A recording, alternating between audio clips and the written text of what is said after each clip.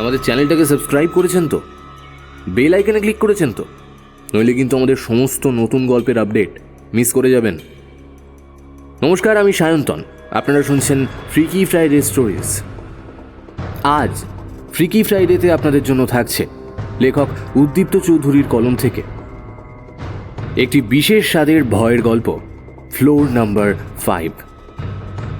আজকের গল্প পাঠ ও গল্পের সূত্রধার আমি সায়ন্তন। শুনতে থাকুন আজকের বিশেষ নিবেদন উদ্দীপ্ত চৌধুরীর কলম থেকে ফ্লোর নাম্বার 5।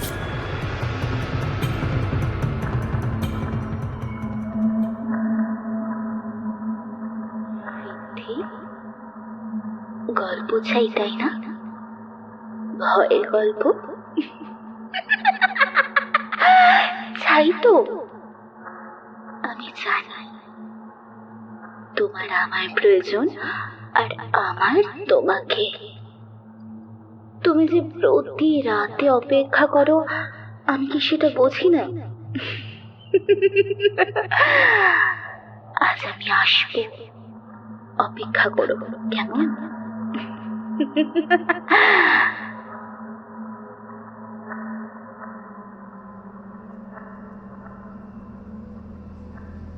রিসিভারটা কান থেকে খানিক দূরে সরিয়ে নিয়ে ঋদ্ধি কি যেন এক মনে শুনতে লাগলো। বাড়ির ড্যাম ধরা দেওয়ালটা কেমন যেন নড়ে উঠছে না, যেন শ্বাস প্রশ্বাসের তালে তালে ওঠানামা করছে তার বুকটা। নির্জীব জড়বস্তুরও কি তবে প্রাণ আছে? খানিক পরেই পায়ের তলার মাটিটা কেমন যেন দুলে উঠল। মধ্যরাতে এই বিরাট পুরনো আবাসনের 10 তলার ফ্ল্যাটটা কোনো এক অজানা কারণে জীবন্ত হয়ে উঠেছে যেন। সে আবারও দ্রুত হাতে কানে চেপে ধরল ফোনের রিসিভার। টিকটিক করতে থাকা দেওয়াল ঘড়িটার দিকে ঠায় তাকিয়ে থাকতে থাকতে নিজের অজান্তেই চোখ দুটো বুজে এসেছিল ঋদ্ধির। পুরনো ফ্ল্যাটের পলেস্তারা খসে পড়া পুরু দেওয়ালের জায়গায় জায়গায় লেগে রয়েছে ড্যাম্প পড়ে কালচে হয়ে যাওয়া ছোপ ছোপ দাগ। দেখে মনে হচ্ছে এই ফ্ল্যাটটা যৌবন উত্তীর্ণ এক নির্জীব বিধ্বস্ত স্থাপত্য, যার চুন সুরকির আড়ালে লুকিয়ে রয়েছে হয়তো শত শত অসহায় মানুষের বুক ফাটা আর্তনাদ। বহু ঘটনার সাক্ষ্য বহনকারী একটা ধুলো মাখা পুরনো ল্যান্ডলাইন আজও জানান দিচ্ছে কোনো এক সময় এই বাড়িতেও প্রাণের অস্তিত্ব ছিল বটে। সময়ের সাথে সাথে দক্ষিণ কলকাতার বেহালা অঞ্চলে এমন একটা ফ্ল্যাট পাওয়া সত্যিই নিম্ন মধ্যবিত্ত ঋদ্ধির পক্ষে বেশ সুখকর অনুভূতি বটে। উচ্চ মাধ্যমিক পাশ করার পর অডিও স্টোরি জগতে আজ ঋদ্ধির স্থান উজ্জ্বল নক্ষত্রের মতো। একজন বাচিক শিল্পীর জীবনে যতটুকু প্রাপ্তি তার থেকে ঢের বেশি পেয়েছে সে। তবুও ওই যে নিম্ন মধ্যবিত্তদের জীবনে সুখ নামক বস্তুটির স্থায়িত্ব বেশি দিন থাকে না।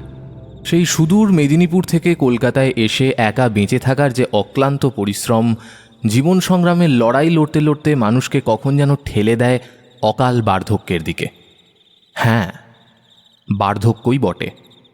নইলে মাত্র 25 বছর বয়সী এই তরতাজা যুবকের খানিক সাদা হয়ে যাওয়া পাক ধরা চুল, মুখে অবিন্যস্ত দাড়ি গোঁফের জঙ্গল, চোখ জোড়ায় ঝরে পড়ছে একরাশ বিষাদ, এও কি সম্ভব? সবটাই কি দীর্ঘ সময়ের পথ চলার ক্লান্তি, নাকি এমন কিছু যা এই মুহূর্তে বেহালার এই পুরনো ফ্ল্যাটটাতে ঘটতে চলেছে? ঢং ঢং করে পুরনো আমলের ঘড়িতে রাত 3টে বাজার শব্দ কানে যেতেই আড়মোড়া ভেঙে বিছানায় উঠে বসল ঋদ্ধি। আজ আবারও একটি নতুন ইউটিউব চ্যানেলে ভয়েস ওভারের জন্য অনুরোধ করা হয়েছে তাকে। অনিরুদ্ধ সান্যাল, যিনি শনিবারের আড্ডা চ্যানেলটির কর্ণধার, তার অনুরোধ ফেলতে পারেননি ঋদ্ধি।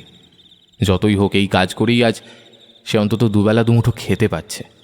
ফ্ল্যাটের পরিবেশ বড়ই শান্ত, চারিদিকে বিরাজ করছে এক অদ্ভুত স্তব্ধতা। ঋদ্ধি বিড়বিড় করে নিজের মনেই বলে উঠল, তবে কি আজও একই ঘটনার পুনরাবৃত্তি হতে চলেছে? আজও কি সে আসবে? আবারও বিচ্ছিন্ন হয়ে যাওয়া তারের মাধ্যমে যুক্ত হবে শতাব্দীর প্রাচীন এই টেলিফোনটি। একটি কল, এক অদ্ভুত নারীকণ্ঠ, আর তারপরই তো মাথার ভেতরে কিলবিল করতে থাকা হাজারো চিন্তার জট যেন তার ধূসর মস্তিষ্ককে আষ্টে পৃষ্ঠে জড়িয়ে ধরেছে। ধুলো মাখা টেবিলটায় সাজানো রয়েছে অত্যাধুনিক সাউন্ড সিস্টেম, একটা ল্যাপটপ, একটা মাইক্রোফোন। টেবিলের ইতস্তত ছড়ানো রয়েছে কাগজবন্দি স্ক্রিপ্ট, যা ফিসফিসিয়ে বলে যায় নানান গল্প কথা কিংবা কোনো এক অনিয়ন্ত্রিত জীবনের শেষ অংশটুকু। বিছানার পাশে রাখা হুইস্কির বোতল খুলে এক ঢোক মদ পেটে ঢেলে নিল ঋদ্ধি। ধীরে ধীরে উঠে দাঁড়ালো বিছানা ছেড়ে। ঋদ্ধি একজন পেশাগত বাচিক শিল্পী হলেও গল্পের চয়ন এবং চরিত্রের সংলাপে নতুন সংযোজন সে নিজেই করে। এতটুকু স্বাধীনতা তার রয়েছে। আজকাল নানান ছোট বড় চ্যানেলে শোনা যায় ঋদ্ধি অর্থাৎ ঋদ্ধি সান্যালের কঠিন পুরুষালী কণ্ঠ। তার ভক্তের সংখ্যাও নেহাত কম না।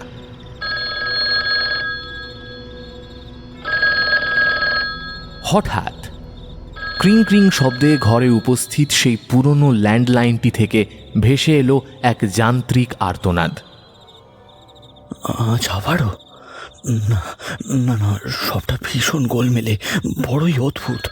কি চাইছে? ঘরে আবারও সেই অসহ্য ব্যথাটা শুরু হলো। মাঝে মাঝে এই ব্যথা এতটাই তীব্র হয়ে ওঠে যে মনে হয় নিজেকে শেষ করে দিই। কিন্তু সে ধীরে ধীরে এগিয়ে চলল টেলিফোনটার দিকে। কম্পমান হাতে রিসিভারটা কানে ধরে কাঁপা কাঁপা গলায় হ্যালো বলতেই ওই প্রান্ত থেকে ভেসে এলো প্রচুর নারী এবং পুরুষের সম্মিলিত আর্ত চিৎকার। যেন তারা প্রচণ্ড কষ্ট পাচ্ছে, যেন তাদের সারা শরীরে গ্রাস করছে আগুনের লেলিহান শিখা। খানিকক্ষণ বাদেই একটা ফ্যাসফ্যাসে নারীর কণ্ঠস্বর ভেসে এলো ফোনের ওই প্রান্ত থেকে। ঋদ্ধি, গল্প চাই তাই না? ভয়ের গল্প চাই তো? আমি জানি তোমার আমার প্রয়োজন, আর আমার তোমাকে। কে আপনি? এই টেলিফোন তো বহুকাল অব্যবহৃত, এর তারও কাটা। তাহলে আমায় কল করছেন কিভাবে? আমি কে? আমার পরিচয় জানার জন্য এতটা ব্যাকুল? এই যে তুমি প্রতি রাতে অপেক্ষা করো, আমি কি সেটা বুঝি না? আজ আমি আসবো, দেখা পাবে আমার। তুমি তো একজন সফল বাচিক শিল্পী। কত মানুষ তোমার কণ্ঠে ভক্ত। আমি যে তোমার ওই কণ্ঠের ভক্ত হয়ে গেছি ঋদ্ধি বাবু। এই ফ্ল্যাটের প্রতিটি ইট যে অভিশপ্ত। এখানে বহু নিরীহ মানুষের রক্ত লেগে রয়েছে যে।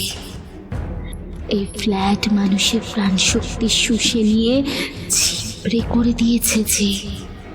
ওই যে শুনতে পাচ্ছ তার হৃদয়ের ধুকপুকানি?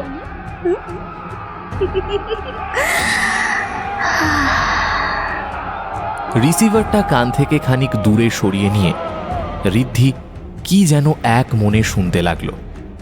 বাড়ির ড্যাম্প ধরা নোনা দেওয়ালটা কেমন যেন নড়ে উঠছে না? যেন শ্বাস প্রশ্বাসের তালে ওঠানামা করছে তার বুকটা। নির্জীব জড়বস্তুরও কি তবে প্রাণ আছে? খানিক পরেই পায়ের তলার মাটিটা কেমন যেন দুলে উঠল। মধ্যরাতে এই বিরাট পুরনো আবাসনের 10 তলার ফ্ল্যাটটা কোনো এক অজানা কারণে যেন জীবন্ত হয়ে উঠেছে। সে আবারও দ্রুত হাতে কানে চেপে ধরল ফোনের রিসিভার। কি ঋদ্ধি বাবু, শুনতে পেয়েছেন তাহলে? আমরাও শুনতাম জানেন। প্রতি রাতে আমরাও শুনতে পেতাম তার নিঃশ্বাসের শব্দ। খুব তাড়াতাড়ি আমাদের দেখা হবে ঋদ্ধি বাবু। হয়তো আজ এমন কিছু দেখতে চলেছেন যার জন্য আপনি মোটেই প্রস্তুত নন। কিন্তু তবুও বিধির লিখন খণ্ডাবে কে? বিপ বিপ শব্দ করতে করতে কেটে গেল ফোনটা। রিসিভারটা নিচে নামিয়ে রেখে ঋদ্ধি ধীরে ধীরে হেঁটে চলল তার ঘরের দিকে। তার গোটা শরীরটা কেমন যেন দুলে দুলে উঠছে। ঘাড়ের কাছে যন্ত্রণাটা আরও তীব্র হচ্ছে যেন তার। ঘরের দেওয়ালের ফাটল দিয়ে নির্গত হচ্ছে দূষিত বাষ্প, যেন ঝাঁকে ঝাঁকে কালো ধোঁয়ার কুণ্ডলী ধীরে ধীরে বেরিয়ে আসছে সেখান থেকে, এবং তারই সাথে ঋদ্ধির নাকে ভেসে এলো একটা মাংস পোড়ার তীব্র কটু গন্ধ। ঘরের দেওয়াল একইভাবে ওঠানামা করছে। দূর থেকে দেখলে মনে হবে যেন সেগুলো ফুলে ফুলে উঠছে, এবং তার মধ্যে থেকে বেরিয়ে আসছে তীব্র এক কান ফাটা গর্জন, যেন শত সহস্র মানুষ মুক্তির প্রতীক্ষায় জমায়েত হয়ে দেওয়াল ভেঙে বাইরে বেরিয়ে আসতে চাইছে।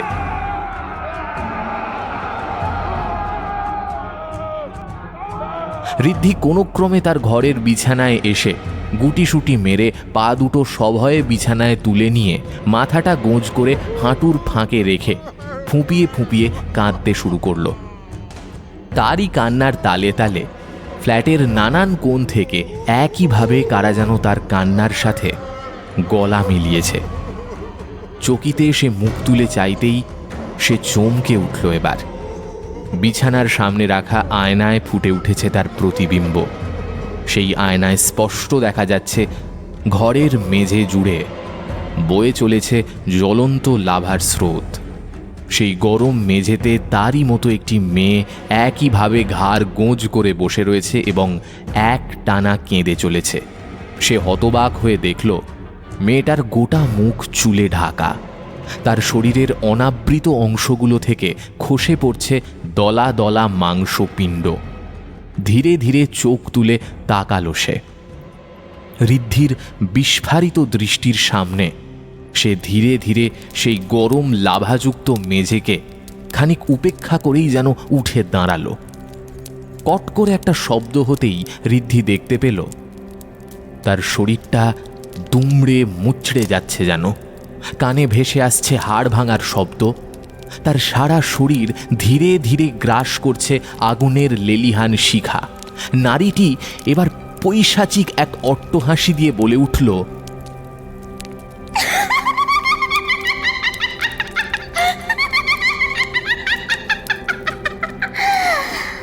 আগুনে পুড়ে মরছি আমরা সকলে, তার উন্মুক্ত করে আরো অনেকে বাইরে বেরিয়ে আসতে চাইছে। বহুকাল পরে যে শিকার খুঁজে পেয়েছে তারা। ঋদ্ধি বাবু, চিনতে পারলে আমার? হ্যাঁ,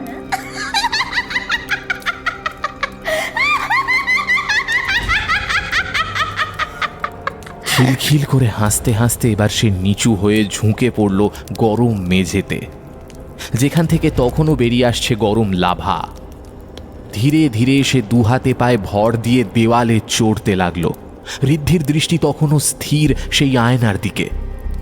ধীরে ধীরে সেই নারী সিলিং বেয়ে নিচের দিকে নামতে লাগলো।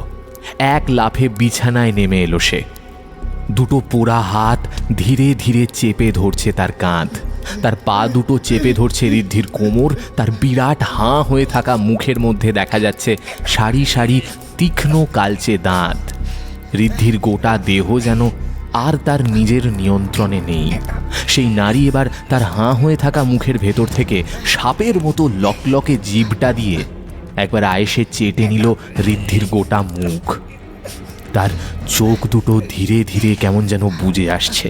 সেই নারীর মরা মাছের মতো সাদা ফ্যাকাশে হয়ে যাওয়া চোখের দৃষ্টির দিকে তাকিয়ে ঋদ্ধি দেখতে পেল সেখানে মিশে রয়েছে এক রাশ কালো বিষাদের প্রলেপ। কাঁধের ব্যথাটা আর অনুভূত হচ্ছে না তার। ঋদ্ধির আয়নায় স্থির দুই চোখের সামনে ধীরে ধীরে ফুটে উঠছে আরও কয়েকটা দৃশ্য। সেই গরম লাভার মেঝে ভেদ করে এক এক করে উঠে আসছে হিংস্র সাপদের দল।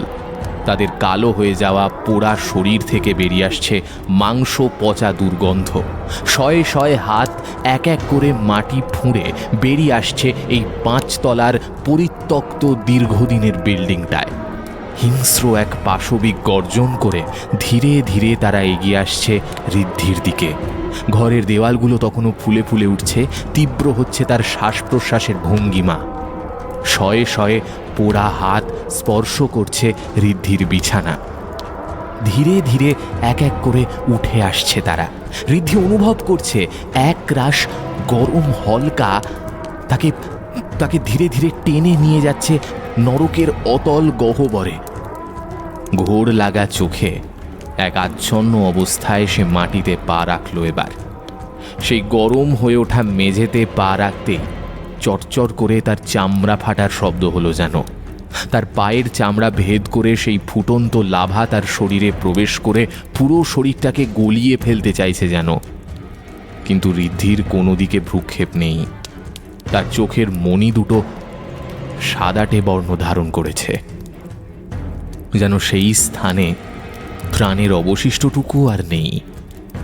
তার কাঁধ এবং পেটের কাছটা জ্বলন্ত কিছুর স্পর্শে ধীরে ধীরে লাল হয়ে উঠছে। পায়ের পাতা পুড়ে চলেছে, সেখান থেকে ওপরের চামড়া সরে গিয়ে বেরিয়ে আসছে ভেতরের হাড়। সে ধীরে ধীরে তার টেবিলে এসে বসল, কানে লাগিয়ে নিল হেডফোনটা।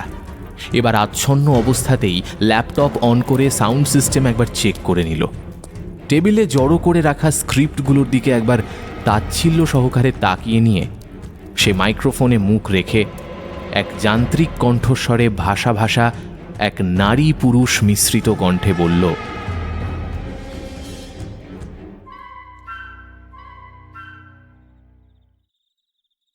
নমস্কার, আমি ঋদ্ধি সান্যাল এবং আপনারা শুনতে চলেছেন আজ আমারই লেখা একটি গল্প, যার নাম অভিশপ্ত উপাখ্যান। অভিশপ্ত উপাখ্যান এমন এক গল্প যা যে কোনো মানুষের শরীর ভয় ঠান্ডা করে দিতে বাধ্য। এক বাচিক শিল্পী যে এতদিন ধরে অন্য লেখকের গল্পের চরিত্রকে নিজের চরিত্রে ফুটিয়ে তুলে এসেছে, আজ সে বলতে চলেছে তার জীবনের ঘটনা। বেহালার একটি ফ্ল্যাট, যা এতকাল ধরে ছিল পরিত্যক্ত, প্রাণহীন অব্যক্ত শূন্যতাকে বুকে নিয়ে এক প্রকার বেঁচে ছিল, আজ সে জেগে উঠেছে। সে জেগে উঠেছে সেই সকল মৃত মানুষদের বোবা কান্না বুকে নিয়ে, যা শতাব্দীর পর শতাব্দী ধরে ইতিহাসের সাক্ষ্য বহন করে চলেছে। তারা এক এক করে বেরিয়ে আসছে। অন্ধকারের বুক চিরে বেজে উঠছে এক টেলিফোন, যার সরাসরি যোগাযোগ পরলোকের সাথে। এমন এক মৃত্যুলোক যেখানে সূর্যের আলো প্রবেশ করে না, যেখানকার মাটি লাল, যেখানে শত শত শতাব্দীর পাপ বুকে নিয়ে হেঁটে চলেছে মৃত মানুষের দল। এই ফ্ল্যাটের দেওয়ালের মাঝখানেই যে সেই নরকের দ্বার। যখনই কোনো ভাড়াটে এসে উপস্থিত হয়, জেগে ওঠে এই গোটা বাড়ি। শোনা যায় তার দেওয়াল ফুঁড়ে বেরিয়ে আসছে শত সহস্র মৃতের আর্তনাদ। ওই ওই যে শুনতে পাচ্ছেন তাদের কান্না? টুকরে টুকরে কেঁদে উঠছে যে তারা। এই বাড়িতে এর আগেও যে বহু পরিবার ওই নরকের আগুনে ঝলসে গিয়েছে। আজ আমি ছাড়া এই গোটা আবাসনের শুধুমাত্র একজন ছাড়া আর কেউ থাকে না। জানি না কবে মুক্তি পাবো, জানি না আদৌ পাবো কিনা, তবে আমিও যে আটকে পড়েছি এদেরই মতো। পালাবার কোনো পথ নেই। তারা আমাকে নিতে আসছে। হয়েছে, ওই যে শুনতে পাচ্ছেন, দেওয়াল ফুঁড়ে আরো আরো অনেকে বেরিয়ে আসতে চাইছে। ঋদ্ধির কথা শেষ হওয়া মাত্র এক ঝাঁক ঠান্ডা বাতাস এসে হাজির হলো ঘরের মাঝে। অদ্ভুত এক নৈঃশব্দ যেন বিরাজ করছে গোটা ঘরটায়। পাক খেতে থাকা সেই হাওয়ার কুণ্ডলী থেকে বেরিয়ে আসছে হাজার হাজার মৃত মানুষের কান ফাটানো চিৎকার। টেবিলে রাখা স্ক্রিপ্টের কাগজগুলো ওই পাক খেতে থাকা হাওয়ায় ধীরে ধীরে মিলিয়ে যাচ্ছে। আবারও ভেসে এলো ঋদ্ধির গলার আওয়াজ। ভাড়াটে? হ্যাঁ, একটু আগে সেটাই বললাম বই কি। আমিও যে এক ভাড়াটে। একটা ছোট্ট ফুল আমায় নিয়ে এসেছে এই নরকের অতলে। নানান ধরনের গল্প পাঠ করতে করতে একদিন আমিও সামিল হলাম এক নারকীয় খেলায়, দ্য এলিভেটর গেম। হ্যাঁ, পৃথিবীর এক প্রাচীনতম খেলা এটি, যেখানে একটি নির্দিষ্ট প্যাটার্ন অনুসরণ করলে মানুষ পৌঁছে যায় মৃতের জগতে, যেখান থেকে সে আর ফিরে আসতে পারে না। তবে গল্পে যা শোনা যায়, যেটুকু বইতে লেখা থাকে, সবটা যে সত্যি নয়। সেগুলো বিকৃত মানসিকতার কোনো লেখকের প্রলাপ মাত্র। লিফটে কোনো নারী এসে আহ্বান জানায় না, না কেউ আসে না সেখানে। বরং দেখা যায় কালো ছায়াকে, যাকে অনুসরণ করে মানুষ পৌঁছে যায় এক আলাদা দুনিয়ায়। এও এক সমান্তরাল জগৎ, যেখানে যেখানে তোমাদের চেনা পৃথিবীর অপরূপ আর এক জগৎ থাকবে। হ্যাঁ, সেখানে তুমি যেখানে বাস করো হুবহু একই রকম দেখতে একটি ঘর দেখতে পাবে তুমি।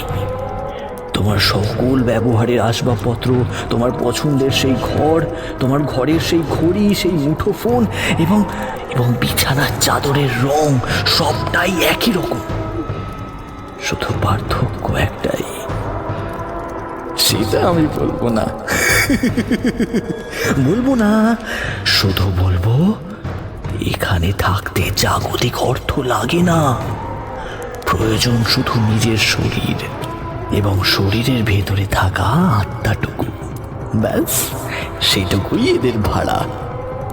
কি আসবেন নাকি একবার? আসুন না। I am waiting for you.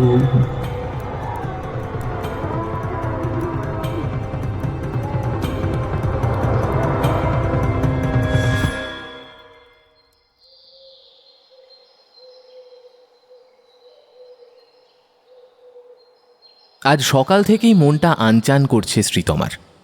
হাতে ধরে থাকা ফোনটা থেকে বারবার ডায়াল করছে একটা চেনা নাম্বার। বৌমা, একবার এইদিকে এসো দেখিনি, তোমার বাবা তোমায় ডাকছেন। হ্যাঁ হ্যাঁ, যাই মা। শাশুড়ির ডাকে সম্বিত ফিরল শ্রীতমার। চিন্তার জাল ছিন্ন হতেই সে তাড়াতাড়ি ছুটে গেল ঘরের ভেতর। কি ব্যাপার বলো তো বৌমা, খোকা কি আজও ফোন করলো না? না মা, আজও করেনি। আমিও বারবার ফোনে চেষ্টা করেও পাইনি তাকে। বড্ড চিন্তা হচ্ছে মা, এর আগে তো এমনটা কখনো হয়নি। বৌমা, তুমি তো জানোই এই বিয়েতে শুধু তোমাদের বাবা মা কেন, আমাদেরও বিশেষ মত ছিল না। কারণটা তুমি নও, বরং আমার ছেলে ঋদ্ধি। হ্যাঁ বৌমা, চাকরি বাকরি ধার দিয়ে তো গেল না কোনোদিনও। কি একটা ইউটিউব নাকি, সেখানে কি কাজ করে। আমরা বাবু সেকেলে মানুষ, এসব বুঝিও না খুব একটা। তবে এটুকু বুঝতাম জানো, আমার ছেলের মধ্যে এক শিল্প সত্তা লুকিয়ে রয়েছে। আগে যখন এ বাড়িতে টিভিতে কোনো অনুষ্ঠান হতো, এই ধরো সিনেমা কিংবা সিরিয়াল, আমার ছেলে আমার ওই কাঠের চিরুনিটা মুখে নিয়ে সাউন্ড বন্ধ করে এক নাগারে নিজের মতো করে সেই সিনেমা বা সিরিয়ালের চরিত্রগুলোর সংলাপ নিজের মতো করে বলে যেত। বেশ লাগতো শুনতে, বেশ লাগতো। তখন কি আর জানতাম ছেলে বড় হয়ে কিনা বাচক শিল্প, কি জানো, বাচিক শিল্পী, বাচিক শিল্পী হয়ে উঠবে। তবে তুমি যখন তোমার ওই ফোনে খোকার পাঠ করা গল্পগুলো শোনাও, বড় ভালো লাগে বৌমা, বড় ভালো লাগে। আমরা এই বিয়ের বিরুদ্ধে ছিলাম, কারণ আমরা চাইনি এই ভবগুড়ে বাউন্ডুলে ছেলের বিয়ে করা বউ জীবনে কষ্ট পাক। তুমি তো জানোই কেমন হয় শিল্পীদের জীবন। তবে এখন বেশ গর্বিত বোধ করি, দুই হাতে টাকাও যেমন রোজগার করছে, তেমন বেশ নাম ডাকও করেছে সে। আগে তাও মাসে একবার বাড়ি আসতো, কিন্তু এখন তো 2 মাসে 3 মাসে একবার করে বাড়ি আসে। সেও ভালো, কাজের চাপ তো বেড়েছে। তোমায় তো বলি বৌমা, খোকার কলকাতার ফ্ল্যাটে গিয়ে কয়েকদিন থেকে এসো না, তোমারও ভালো লাগবে। না মা, সে হয় না। আপনাদের ছেড়ে আমি এত দূরে যেতে চাই না মোটেই। আপনাদের বয়স বাড়ছে, একটা কিছু হয়ে গেলে কে দেখবে শুনি। তাছাড়া শুনেছি সমস্ত বড় বড় স্টুডিও কলকাতায় রয়েছে, সব কাজ তো বাড়ি বসে হয় না। তাই খানিকটা বাধ্য হয়ে সে কলকাতায় একটা ফ্ল্যাট ভাড়া করে থাকে। শুনেছি বালিগঞ্জের ফ্ল্যাটটা আপাতত ছেড়ে দিয়ে সে বেহালার ওইদিকে একটা ফ্ল্যাট নিয়েছে। শেষ যখন কথা হয়েছিল বলেছিল ওই যে হাউজিং কমপ্লেক্সের বেশিরভাগ ফ্ল্যাট নাকি খালি পড়ে রয়েছে। ও ওই আবাসনের যে ব্লকটাতে থাকে সেই ব্লকে অন্তর্ভুক্ত বিল্ডিংটা মিসেস মুখার্জি মানে নীলিমা মুখার্জি একাই থাকেন। পরপর 9টি ফ্লোর একদম ফাঁকা, শুধু 4 তলাটা সম্ভবত লিজে নেওয়া রয়েছে। কোন এক বেসরকারি সংস্থা নিয়েছিল, কিন্তু কোনো এক বিশেষ কারণে ওখানে তাদের ব্যবসা গুছিয়ে উঠতে পারেননি, ফলে মাসে মাসে ভাড়াটুকু দিয়ে যায়। এই যা ঋদ্ধি থাকে 10 তলার একটা ফ্ল্যাটে, একাই থাকে। বাবা, আমার তো ভাবতেই অবাক লাগে যে মানুষটা 10 তলায় একা একাই বেশ কটা দিন এভাবেই কাটিয়ে দিল। কিন্তু মা, এইবার সত্যি চিন্তা হচ্ছে ওকে নিয়ে। দেখো মা, তোমার দুশ্চিন্তার যথেষ্ট কারণ রয়েছে বই কি। আমি বলি কি মা?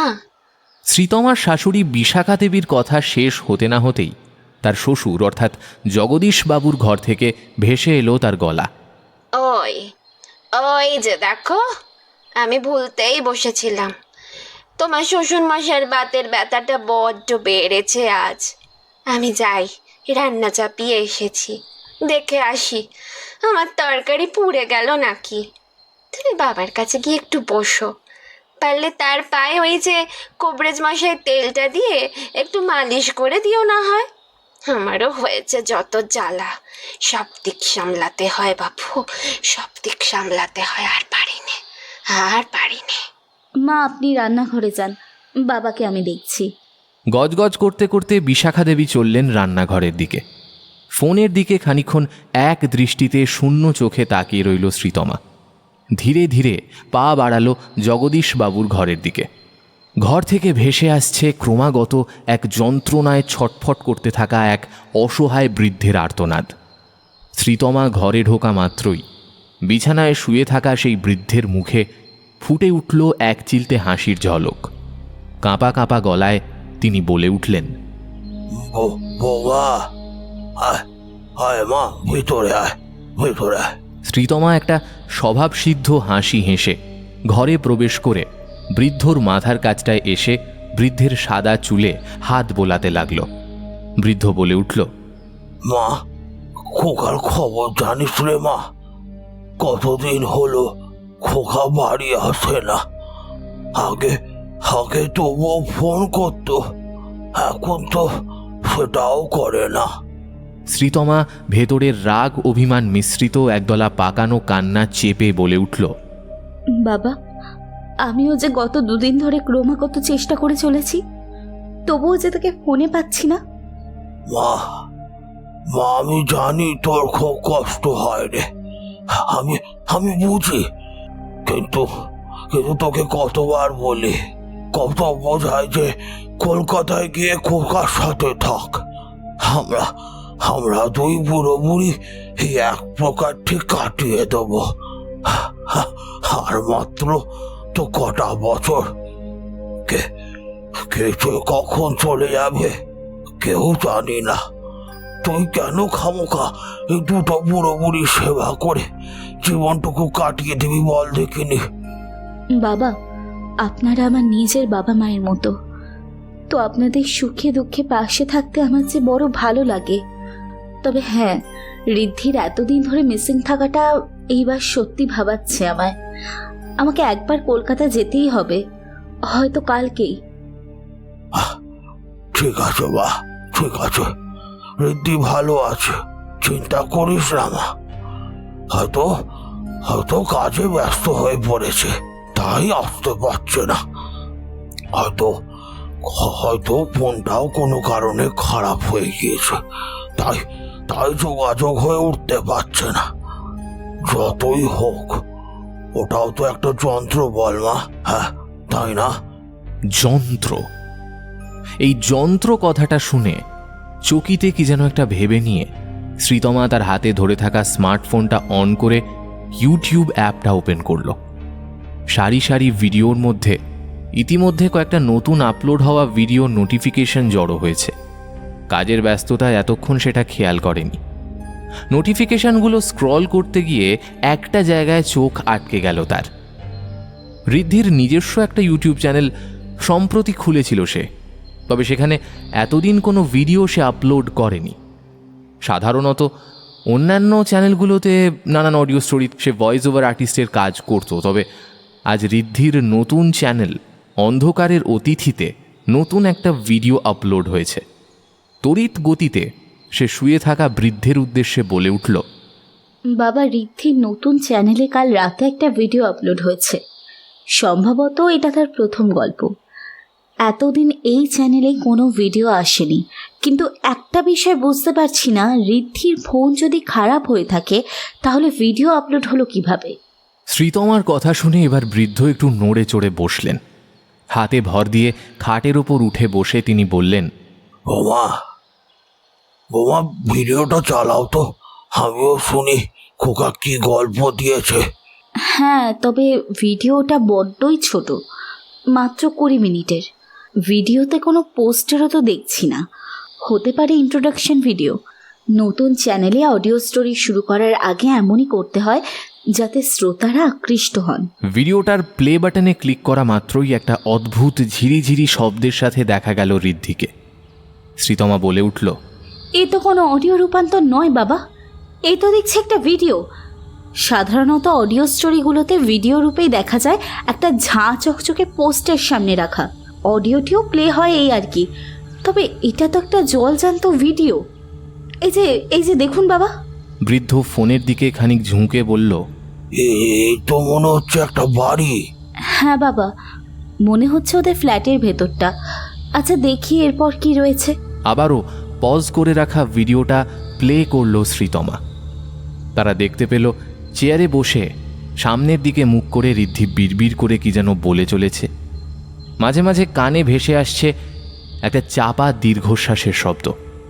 ক্যামেরায় ঘরের খানিকটা অংশ দেখা যাচ্ছে ঠিকই, তবে সেটা ঠিক সাউন্ড এফেক্ট বা এসএফএক্স কিনা বলা মুশকিল। ঋদ্ধির গলা থেকে বেরিয়ে আসছে নারী পুরুষ মিশ্রিত এক দ্বৈত কণ্ঠ। ঋদ্ধির শরীর খানিকটা যেন সামনের দিকে ঝুঁকে রয়েছে। অস্পষ্টভাবে হলেও তারা দেখতে পেল একটা আবছা কালো ছায়া শরীর তাকে জড়িয়ে ধরে রেখেছে। হতে পারে ঘরের কোনো কোণে রাখা এমন কোনো বস্তুর ছায়া এসে পড়েছে তার শরীরে, যা এমন এক অবয়বের জন্ম দিয়েছে। ঋদ্ধি বলে চলেছে, ভাড়াটে, হ্যাঁ ভাড়াটেই বটে।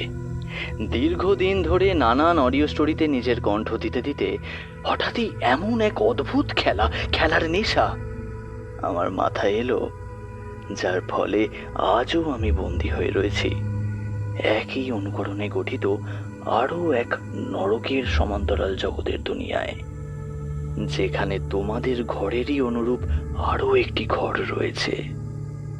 ব্যতিক্রম শুধু একটি মাত্র টেলিফোন।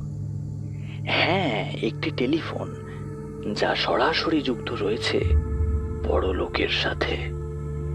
তারা কথা বলতে চায়, বিলিয়ে দিতে চায় তাদের ঘৃণা। এই ফ্ল্যাটের মাঝে থাকা নরকের দ্বার সবই যে একে অপরের সাথে যুক্ত। পারলে তোমরাও খুঁজে নিও সেই জগতের দ্বার। আমিও খুঁজে পেয়েছি একটা খেলার মাধ্যমে, দ্য এলিভেটর গেম। একটা নির্দিষ্ট প্যাটার্ন ফলো করলে তোমরাও পৌঁছে যেতে পারো সেই জগতে যেখানে আজ আমি বন্দী। আরো একটা জিনিস রয়েছে এখানে, কিন্তু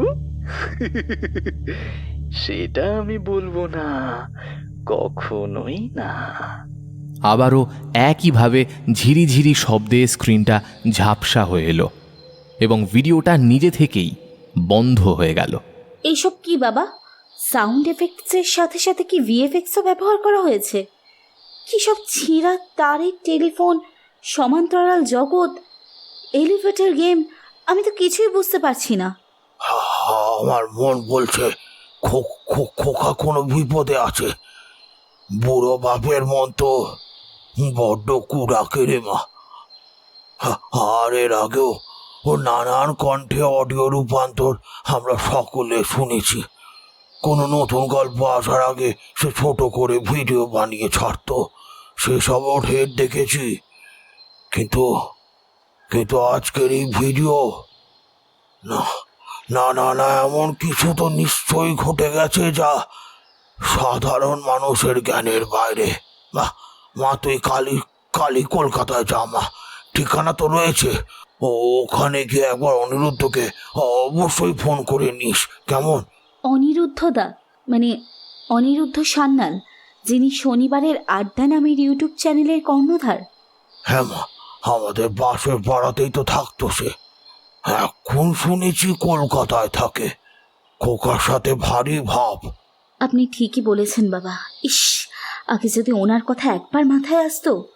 শুনেছি উনি ঋদ্ধিকে জীবনে নিজের পায়ে দাঁড়াতে এবং অডিও স্টোরি জগতে নাম করতে অনেক সাহায্য করেছেন। হ্যাঁ মা, কাল যাওয়ার আগে আমি তোকে বরং ওর ফোন নাম্বারটা দিয়ে যাব। তুই কলকাতায় গিয়ে সবার আগে ওর সাথে যোগাযোগ করে খোকার খোঁজ নিবি।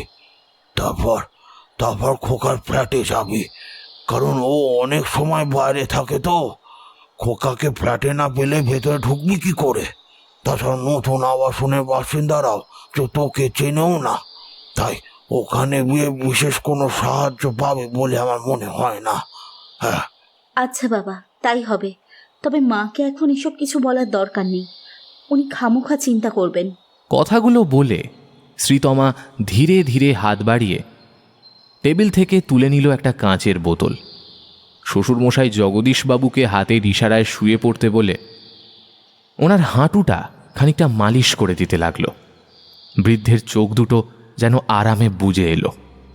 কিন্তু শ্রীতমা, তার চোখে মুখে যে দুশ্চিন্তার কালো মেঘ জড়ো হয়েছে, সেই মেঘ কাটিয়ে কি আদেও আশার আলো সে দেখতে পাবে? খুঁজে পাবে ঋদ্ধিকে, নাকি সেও ডুবে যাবে অন্ধকারের অতল গহ্বরে? সবচেয়ে বড় প্রশ্ন বেহালার এই আবাসনকে কেন্দ্র করে। কেন সেখানে বেশি মানুষ বসবাস করে না? আর ওই তার ছেঁড়া টেলিফোন?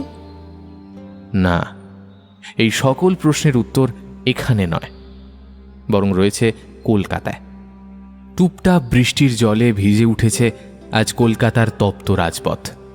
উষ্ণতার পারদ খানিকটা হ্রাস হয়ে দেহ মন জুড়িয়ে দিয়ে যাচ্ছে ঠান্ডা জলো বাতাসের ঝাপটা।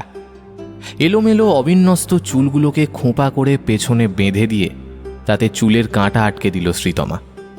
ট্যাক্সির কাঁচের জানলা দিয়ে বয়ে আসছে ঠান্ডা বাতাস। তার চোখ দুটো আরামে বুজে আসছিল। হাওড়া স্টেশনে আজ ভোরেই সে নেমেছে। ঋদ্ধির মিসিং হওয়াটা তাকে বড্ড ভাবাচ্ছিল, তাই রাতের ট্রেনেই সে কলকাতা যাত্রা করেছিল। হলুদ ট্যাক্সিটা হর্ন দিতে দিতে ছুটে চলেছে তার গন্তব্যের দিকে। গভীর আবেশে এবং তার রাত জাগার ক্লান্তিতে ধীরে ধীরে সে তলিয়ে যাচ্ছে ঘুমের অতল গহ্বরে। আর ঠিক তখনই তার চোখের সামনে ফুটে উঠল কিছু অদ্ভুত দৃশ্য। একটা 10 তলা বিল্ডিং। বিল্ডিংয়ের লিফটে সে একা। একের পর এক বাটন টিপে যাচ্ছে সে। প্রথমে 4th ফ্লোর।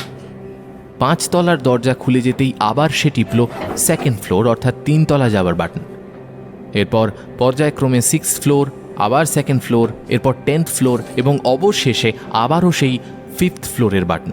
লিফটের দরজাটা ঘটাং শব্দ করে 5th ফ্লোরে আসা মাত্রই শ্রীতমা দেখতে পেল একটা ধোঁয়া ধোঁয়া অবয়ব প্রবেশ করল লিফটের মধ্যে। এলিভেটর। এলিভেটরের ভেতরটায় এক অদ্ভুত ধোঁয়া ভরে গেছে যেন। নাকে ভেসে আসছে এক মাংস পোড়া কটু গন্ধ। শ্রীতমা তন্দ্রাচ্ছন্ন অবস্থায় দেখতে পেল তাকে এবং চমকে উঠল সে। এই তো ঋদ্ধি। হ্যাঁ, ঋদ্ধি তো। তার সারা শরীর ঢাকা একটা কালো পুলোভারে। মাথায় হুডি থাকলেও ঠোঁট এবং নাকের অনাবৃত অংশটুকু দেখে সহজেই তাকে চেনা যাচ্ছে। সে জানে এই খেলার নিয়ম। বারবার একই খেলা সে খেলে এসেছে যেন। তার আবেগ বাঁধ মানল। সে ধীরে ধীরে এগিয়ে গিয়ে হাত রাখল তার কাঁধে। কট করে একটা হাড় ভাঙার শব্দ হঠাৎ করেই শুনতে পেল শ্রীতমা।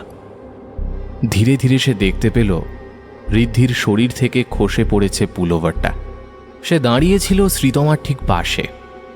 এবার ধীরে ধীরে সে মুখ ফেরালো। শ্রীতমা দেখতে পেল একটা আগুনে ঝলসে যাওয়া মুখ, যার সারা শরীর থেকে বেরিয়ে আসছে একটা অদ্ভুত কালো ধোঁয়ার কুণ্ডলী। শরীরের জায়গায় জায়গায় পুড়ে গেছে তার। সেখান থেকে বেরিয়ে আসছে থকথকে সাদা পুঁজ।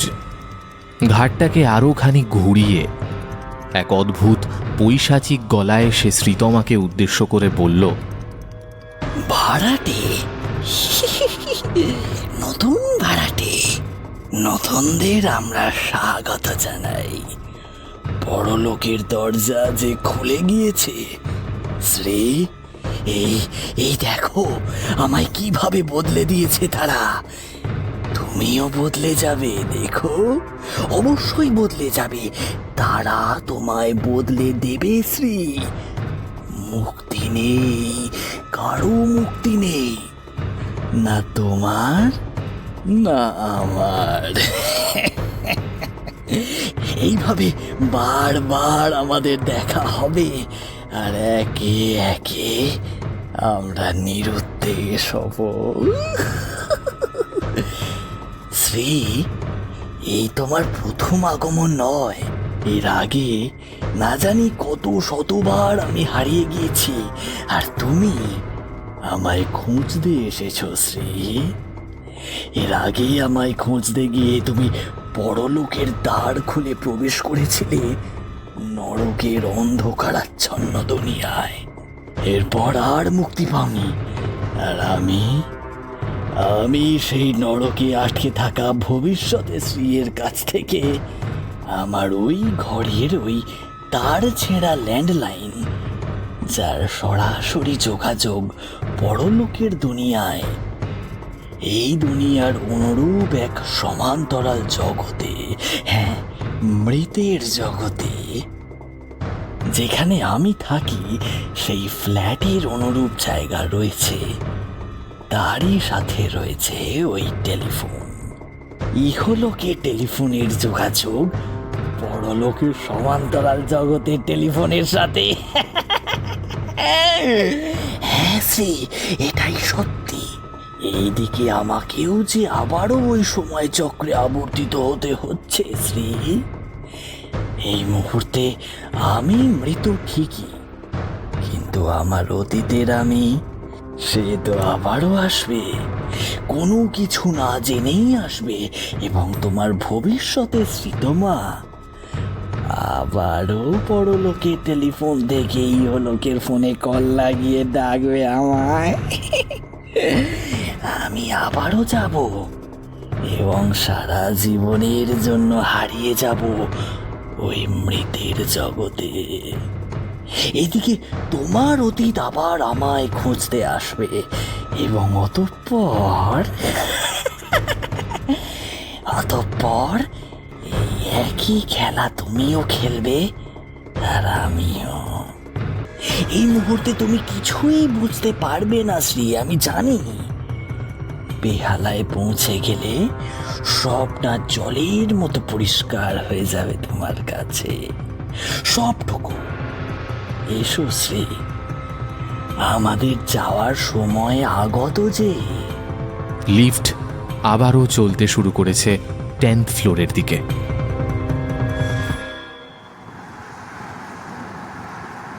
ঘুমের ঘোরে কখন যে শ্রীতমা উত্তেজিত হয়ে চিৎকার করে উঠেছিল সে নিজেও ঘুণাক্ষরে টের পায়নি। ক্যাঁচ শব্দ করে একটা ব্রেক মেরে গাড়িটা যখন বেহালার ওই অ্যাপার্টমেন্টের সামনে এসে থামল, তখন প্রায় সকাল 10টা। ম্যাডাম, চলে এসেছি আমরা। আচ্ছা, আপনি কি কোনো স্বপ্ন দেখছিলেন? মানে এইভাবে ঘুমের ঘোরে চেঁচিয়ে উঠলেন? এক অদ্ভুত ঘোর লাগা গলায় হাই তুলে আড়মোড়া ভাঙতে ভাঙতে শ্রীতমা বলে উঠল। ট্যাক্সির দরজা খুলে বাইরে বেরিয়ে এলো শ্রীতমা। পকেট থেকে একটা 500 টাকার নোট বের করে হাতটা বাড়িয়ে ড্রাইভারকে উদ্দেশ্য করে বলল, কত হয়েছে দাদা? 300 টাকা হয়েছে ম্যাডাম, কিন্তু আমার কাছে তো খুচরো নেই। কোনো ব্যাপার নয় দাদা, আপনি চেঞ্জটা রেখে দিন। অনেক ধন্যবাদ। গাড়িটা আবাসনের গেট থেকে ঘোরাতেই যাবে, ঠিক এমন সময় কি একটা মনে হতেই ড্রাইভার গাড়ি স্টার্ট বন্ধ করে সেটাকে দাঁড় করিয়ে দরজা খুলে বাইরে বেরিয়ে এলো।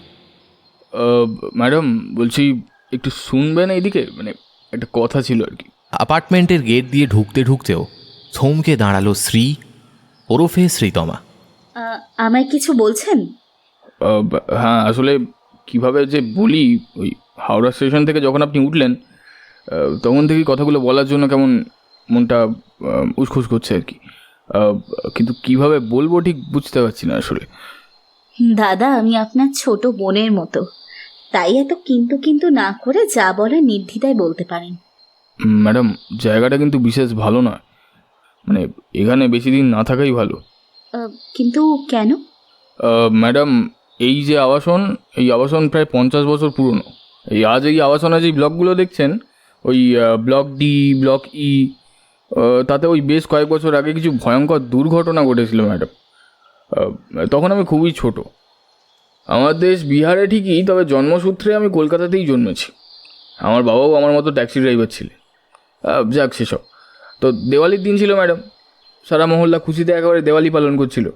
প্রতিটা ব্লকে আবাসিকরা একত্র হয়ে আলোর রোশনাইতে মেতে উঠেছিলেন। তো সেই সময় এখানে কালী পুজো খুব ধুমধাম করে হতো। বাইরে থেকেও অনেক লোক দেখতে আসতো। তবে কি থামলেন কেন বলুন? ওই দিন একটা বিরাট দুর্ঘটনা ঘটে গিয়েছিল ম্যাডাম। ওই কোনো কারণে হাওয়াইবাজির আগুন গিয়ে পড়েছিল ইলেকট্রিকের মিটার বক্সে। মুহূর্তের মধ্যে সেখানে আগুন ধরে যায়। প্রথম অবস্থাতেই যদি আগুন নেভানো যেত তাহলে হয়তো অনেকেই বেঁচে যেত।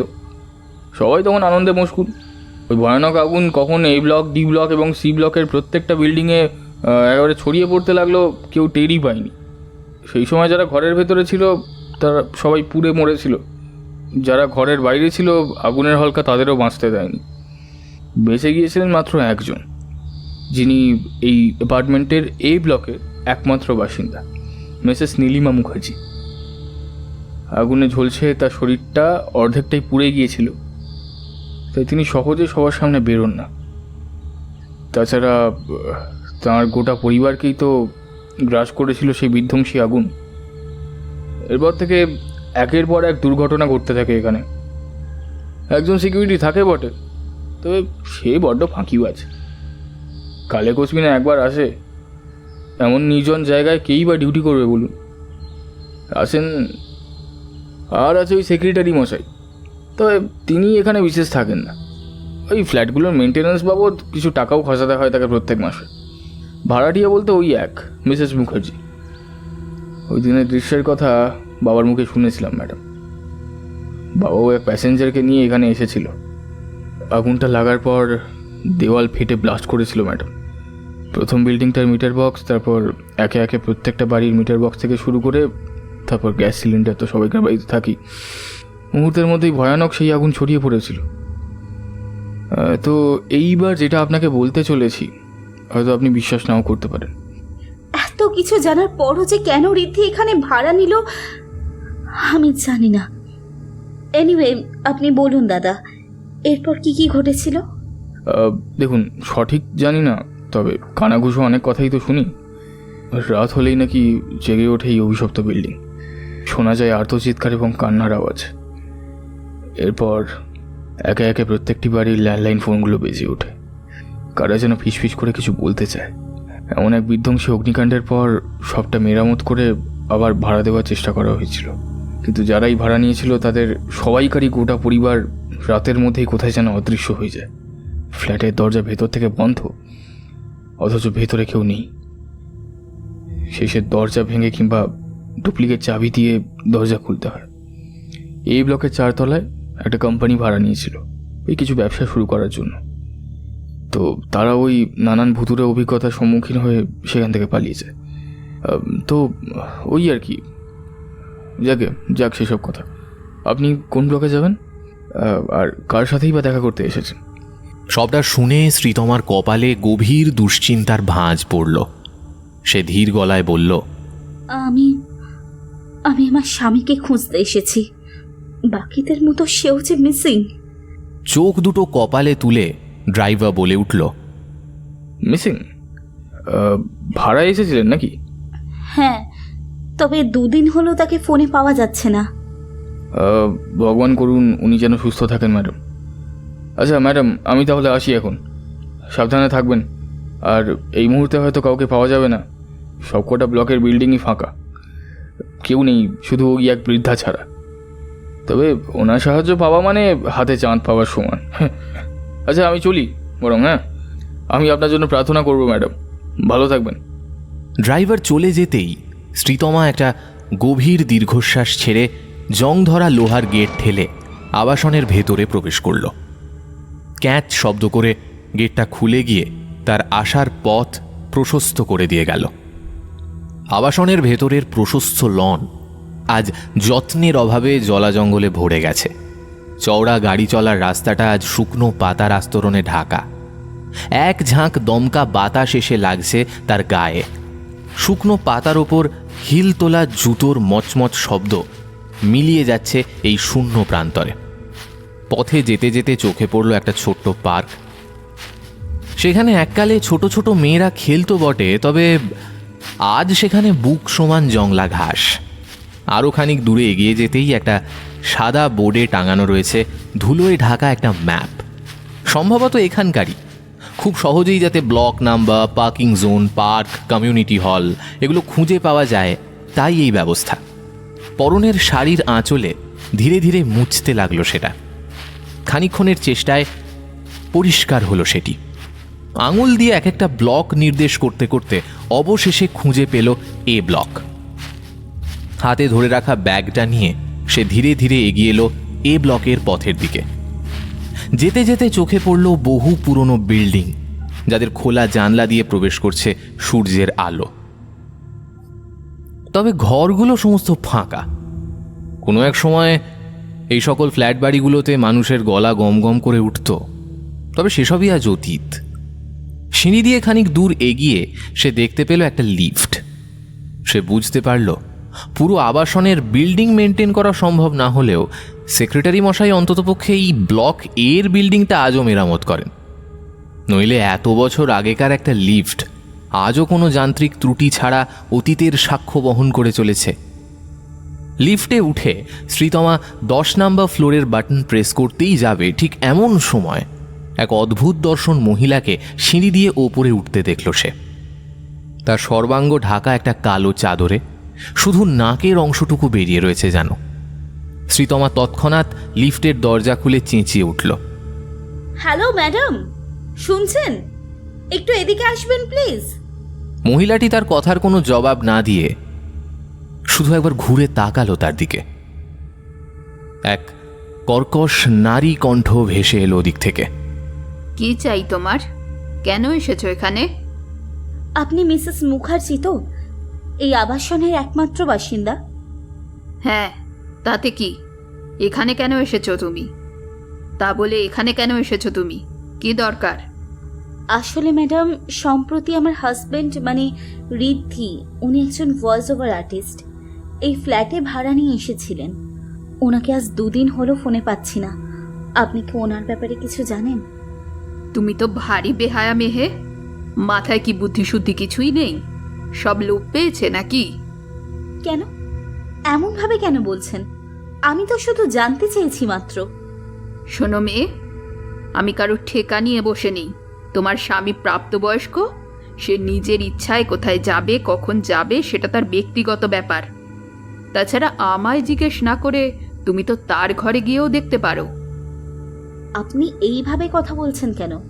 দেখুন, আপনাকে ব্যতিব্যস্ত করার বিন্দুমাত্র অভিপ্রায় আমার নেই, শুধু জানতে চেয়েছিলাম মাত্র। দেখো মেয়ে, আমার দেরি হয়ে যাচ্ছে।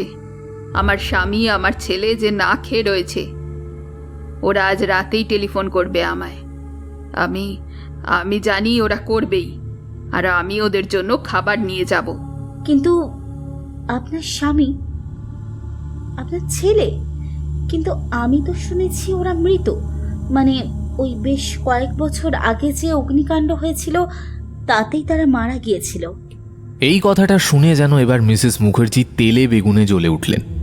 তিনি প্রায় 2 সিঁড়ি লাফিয়ে নিচে নেমে গটগট করে এগিয়ে এলেন শ্রীতমার দিকে। তার গায়ের শালটা দিয়ে মুখের সামান্য অনাবৃত অংশটাও ঢেকে ওই একইভাবে কর্কশ স্বরে বলে উঠলেন, কে বলেছে তারা নেই? কে বলেছে তোমায়? আমি প্রতি রাতে তাদের খাবার দিতে যাই। তারাই খাবার খাবার পর আমায় পথ দেখিয়ে ঘরে পৌঁছে দেয়। সব আছে, সবাই আছে, সকলেই আজও রয়েছে। রাত বাড়লে তুমিও শুনতে পাবে, জানতে পারবে সবটা। হয়তো তোমার স্বামীরও খোঁজ পেতে পারো তুমি। সেও হয়তো। কথাগুলো বলে দাপটের সাথে আবারও মিসেস মুখার্জি সিঁড়ি দিয়ে একতলায় চলে গেলেন। শুধু তার শরীরটা চোখের আড়াল হওয়ার আগে শ্রীতমা দেখতে পেল কালো রঙের সেই চাদরে ঢাকা শরীর থেকে কোনোভাবে বেরিয়ে এসেছে তার কালো হয়ে পুড়ে যাওয়া হাতের সামান্য অংশটুকু, যাতে ধরা রয়েছে একটা থলে। সেখানে কোনো কিছু যেন একটা নড়তে চড়তে দেখা যাচ্ছে।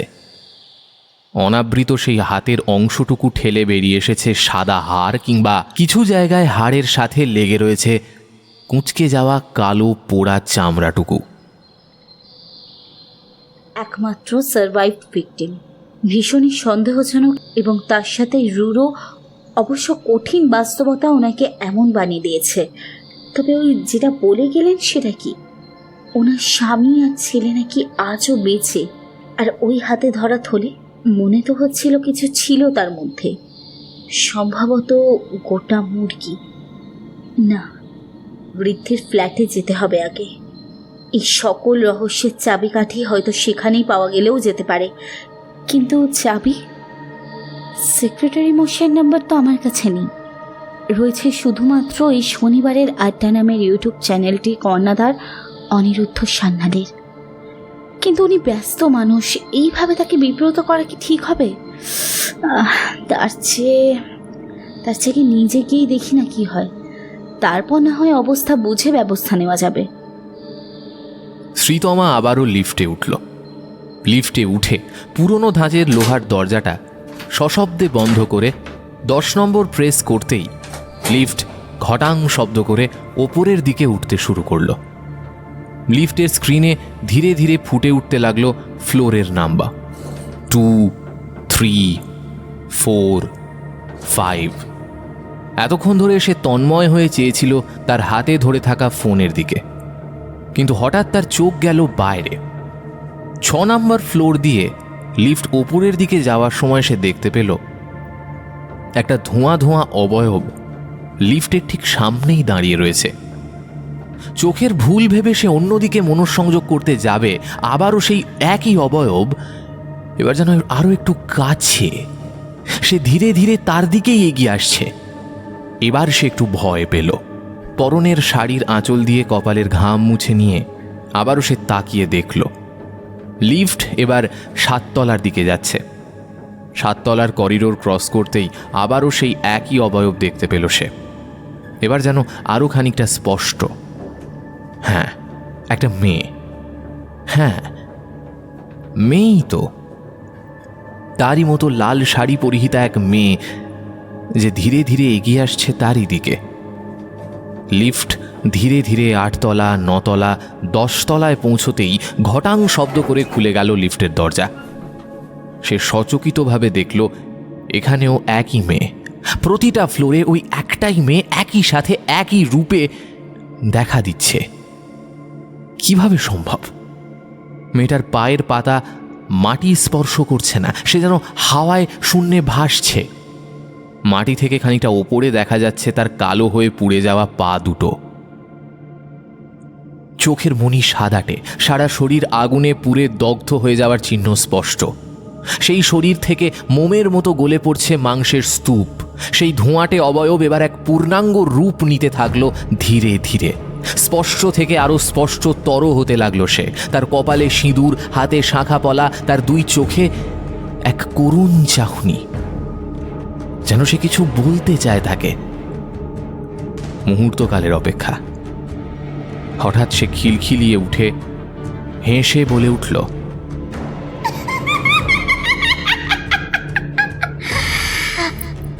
সময়ের গোলক দাদার শিকার আমি। তুই কি পারবি এই চক্রবুহ ভেদ করতে? সেও চেয়েছিল, পারেনি। আমিও চেয়েছিলাম। তোর কি কিছুই মনে নেই শ্রীতমা? হ্যাঁ, আমি যে তোরই ভবিষ্যতের রূপ। এর আগেও বহুবার তোর অতীত, অর্থাৎ অতীতে শ্রীতমার আগমন ঘটেছে এখানে। আর তারপরই তোর স্বামীর, মানে আমাদের স্বামী ঋদ্ধির একটা ফোন কল। ওই যে ছেঁড়া তারের টেলিফোনটি থেকে ছুটে গেলি তুই তাকে বাঁচাতে, কিন্তু ভবিষ্যৎ কি আর বদলানো যায় রে? যায় না, কখনোই যায় না। আজ তোর ভবিষ্যতের মৃত শ্রীতমার সাথে অতীত থেকে বর্তমানে আসা শ্রীতমা মুখোমুখি দাঁড়িয়ে রয়েছি, কিন্তু জানি তোর বিশ্বাস হবে না। আবারও তুই খেলবি সেই আক্লান্ত খেলাটি, দি এলিভেটর গেম। আবারও ফিরে যাবি সেই মৃতের জগতে যেখানে বন্দী রয়েছে ভবিষ্যতের ঋদ্ধি। তুই হারিয়ে যাবি ভবিষ্যতের আমির মধ্যে, আর আবারও চক্রাকারে আবর্তিত হবে এই সময়ের খেলা।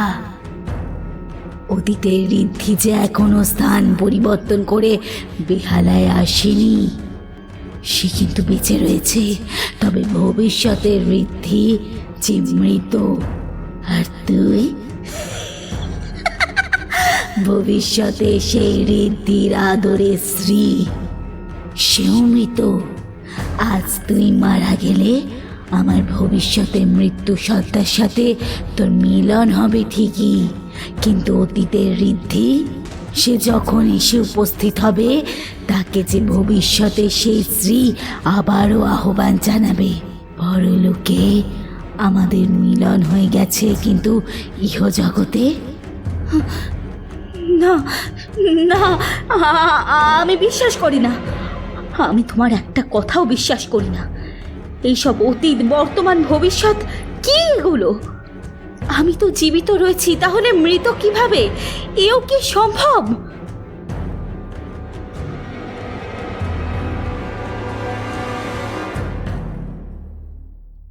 সেই নারী অবয়ব আবারও খিলখিলিয়ে হেসে বলে উঠল,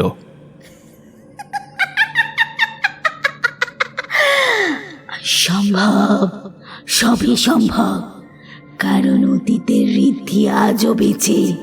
যদি নিজের এবং ঋদ্ধির ভবিষ্যৎ বদলাতে চাস, তাহলে ফিরে যা ঋদ্ধির আগের ঠিকানায়।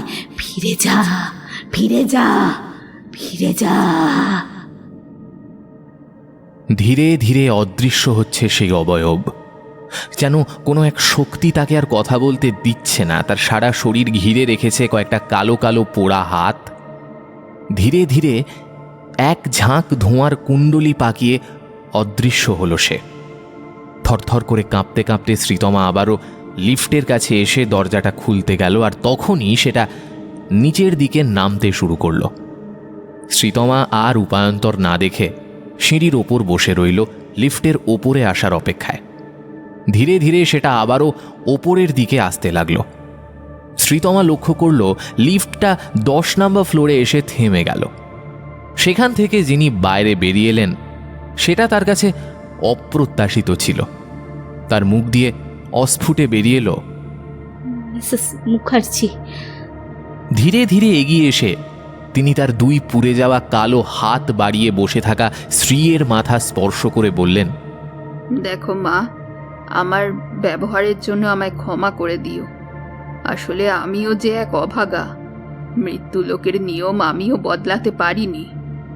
আমি জানি তুমি কি দেখেছো, আমিও দেখি, প্রতিদিন দেখি। আমাদের সাক্ষাৎ আজ প্রথম নয়, এর আগেও না জানি কত শতবার দেখা হয়েছে আমাদের। কিন্তু আমি তো আপনাকে চিনতাম না, আজই তো আমাদের।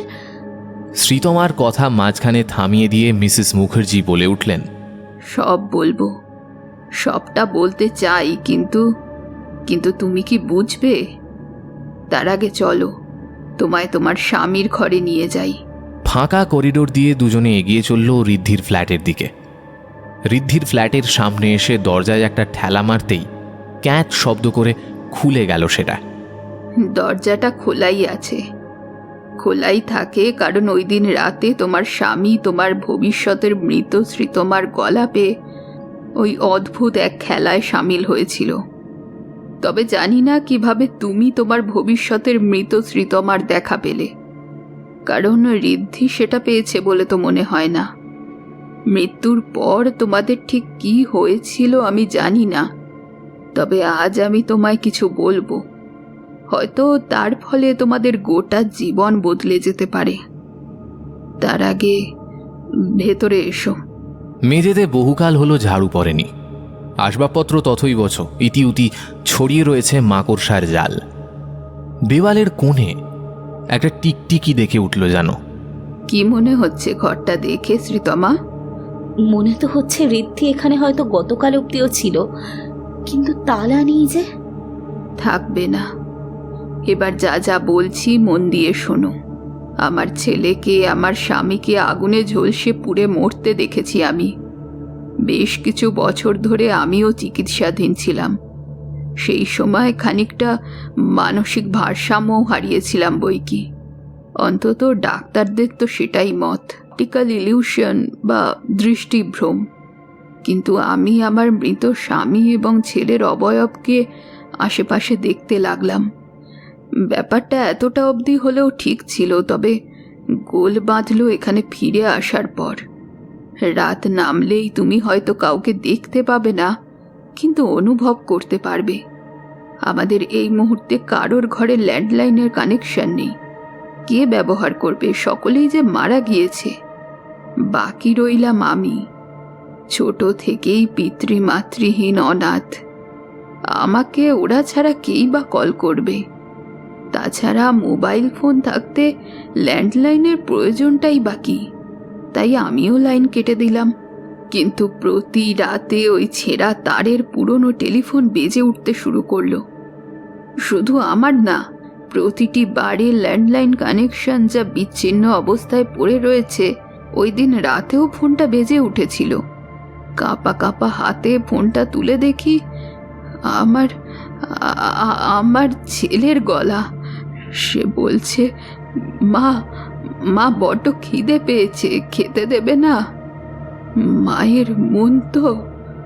আধপোড়া মুখের কুঁচকে যাওয়া কালো চামড়ার সাথে লেগে থাকা দুটো চোখের কোটর থেকে খানিক ঝুলে পড়া চোখের মণি দুটো যন্ত্রণায় যেন চিকচিক করে উঠল। তার মুখাবয়ব দেখে এবার শ্রীতমার ভয় কিংবা ঘৃণা জাগছে না, জাগছে এই দুঃসাহসী মহিলার প্রতি সম্ভ্রম এবং শ্রদ্ধা। তারই সাথে তারও বুকের বাঁ পাশটা চিনচিন করে উঠল যেন। শ্রীতমার দিকে চেয়ে আবারও মিসেস মুখার্জি বলে উঠলেন, শ্রী, প্রতি রাতে আমাকে ওই একই খেলা খেলতে হয়।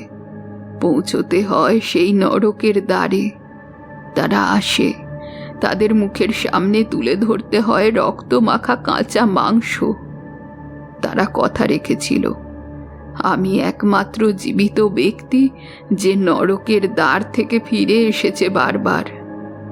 কারণ তারা আমায় তাদের স্বার্থে ব্যবহার করে, তাই সহজে আমায় মারবে না। বাকি রইলে তুমি, শ্রী। এর আগেও আমাদের দেখা হয়েছে। এই মুহূর্তে বর্তমানের শ্রী জীবিত, কিন্তু ওই জগতে ভবিষ্যতের শ্রী কিন্তু মৃত, যার দেখা তুমি পেয়েছিলে।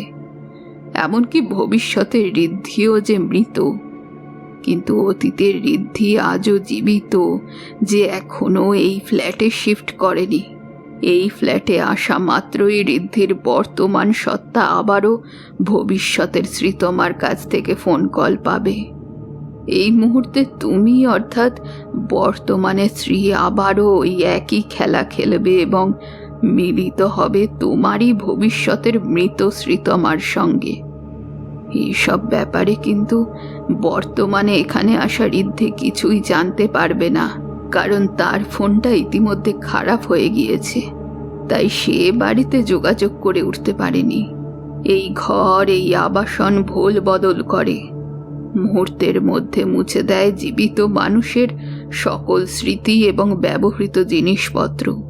সময় হয়ে এসেছে শ্রী, বাইরে সন্ধ্যা নেমে এসেছে।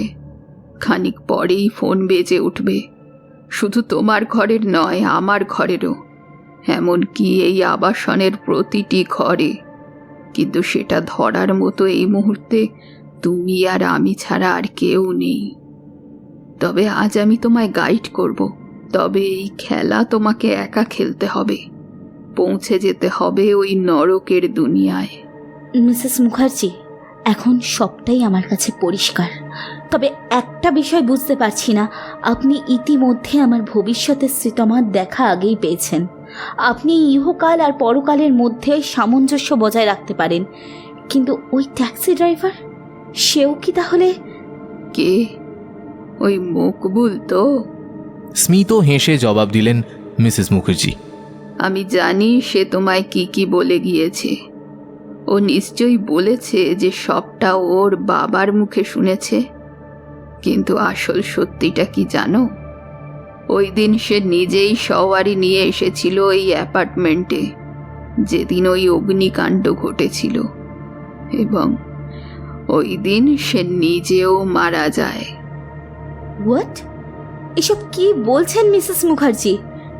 শান্ত হও শ্রী, এসবের সবে তো শুরু।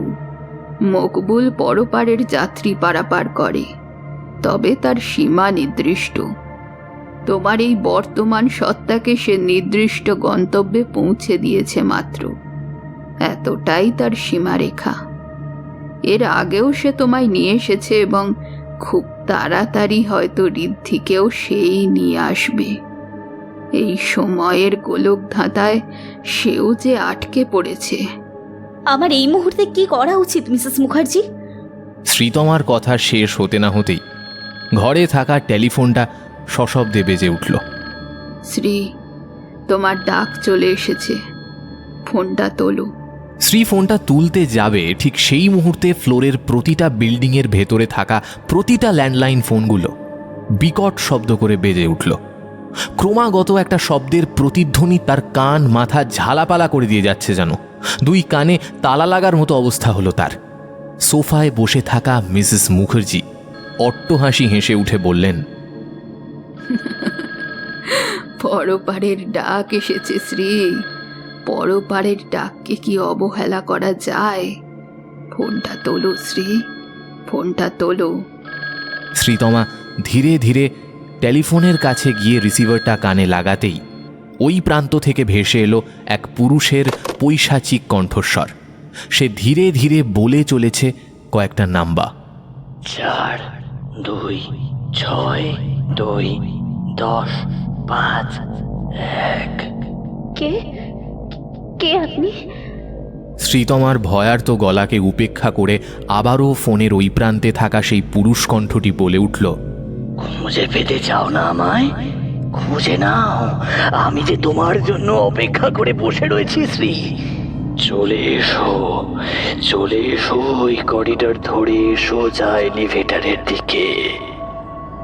এরপর যেভাবে বলে গেলাম সেই মতো লিফটের বাটন টিপতে থাকলেই পৌঁছে যাবে আমার কাছে। আমি তো তোমার জন্যই অপেক্ষা করে বসে রয়েছি যে। একটা যান্ত্রিক শব্দে ফোনটা কাটতেই রিসিভার রেখে ঘুরে দাঁড়ালো শ্রী ওরফে শ্রীতমা। কিন্তু পেছনে ঘুরতেই আবার চমক লাগলো তার। মিসেস মুখার্জি কোথায়? সে সেখানে নেই।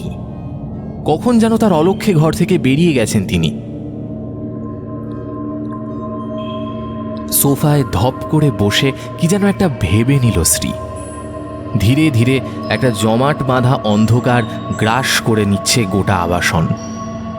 ফ্লোরে পা রেখে সে ধীরে ধীরে এগিয়ে গেল জানলার দিকে, আর ঠিক সেই মুহূর্তে বাইরের নিকষ কালো অন্ধকারে সে স্পষ্ট অনুভব করল কারা যেন বাইরে চলে ফিরে বেড়াচ্ছে।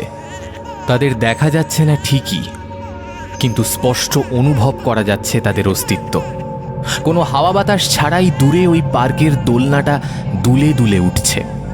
কানে ভেসে আসছে কোনো এক বাচ্চার খিলখিল শব্দ। এমনকি ওই দূরে কোথাও থেকে যেন শোনা যাচ্ছে ঢাকের আওয়াজ, শোনা যাচ্ছে মেয়েদের উলুধ্বনি।